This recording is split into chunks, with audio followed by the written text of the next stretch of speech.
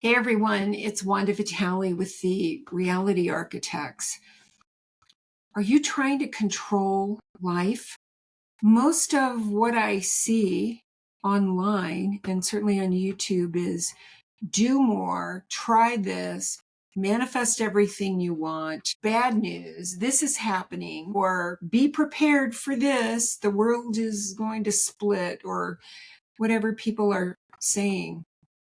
And all this does is tells us, oh my gosh, there's so much out there that could hurt me. So we try to control it, but it doesn't work. Control is how we try to create safety in an unstable world, but it doesn't work because the world is a reflection of the signal that we're putting out. Right? We're like a tuning fork.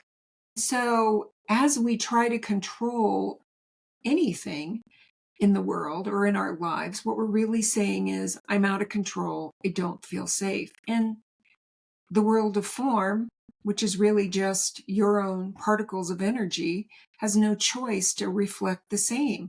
You as a tuning fork, if you have doubt, you experience doubt in the world. If there is unworthiness, I'm not enough in the signal that you're sending out, that's what you get back. And no amount of messaging, strategies, working with a coach, nothing works until you clean up your signal. If you feel like you still don't feel safe, if you feel out of control, if the news jars you, if the events and the split and the everything else that people are talking about, if it still jars you, and no matter what you've done, you've healed and gone deeper into your trauma patterns, and you still feel scattered, I want to tell you that you're not broken and nothing is wrong.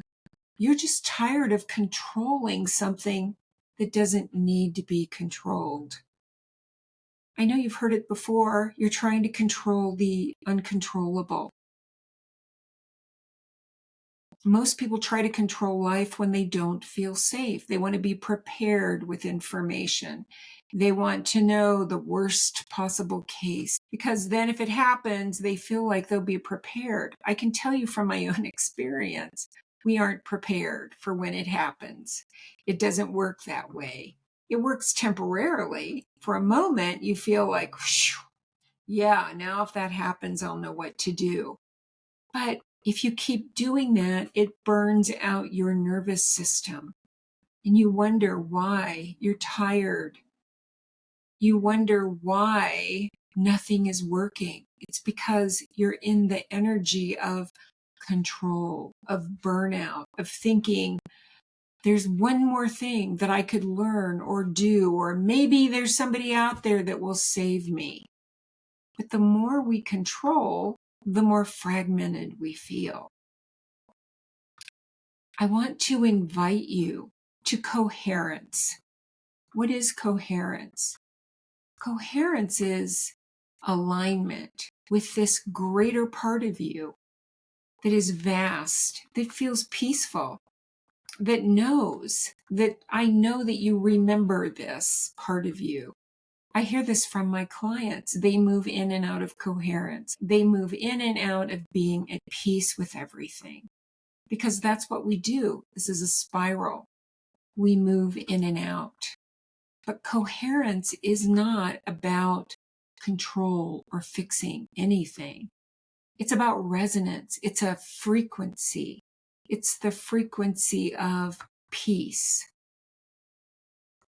You don't fix your life. You don't fix anything. Nothing is here to save you. And if any of you are thinking of that because your life is making you think that, it's just your mind who feels separate and cut off and terrified. And so your life reflects that, being separate, cut off, and terrified. The situations that would change your life can't come in because you're broadcasting a signal that says, I'm not safe.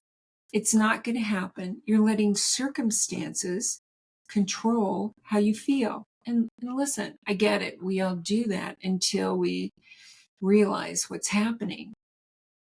But real change happens when we stop efforting, when we start listening, when we start listening to that true part of us that has the plan, that knows the path, that has the solution, that has everything you want, and loves you so much that it would never defy your free will. So when you're choosing terror, it says, okay. When you're choosing worry, it says, okay.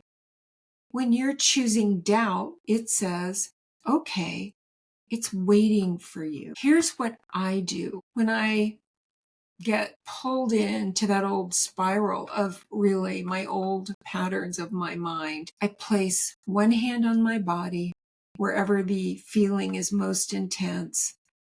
I name what I'm trying to fix.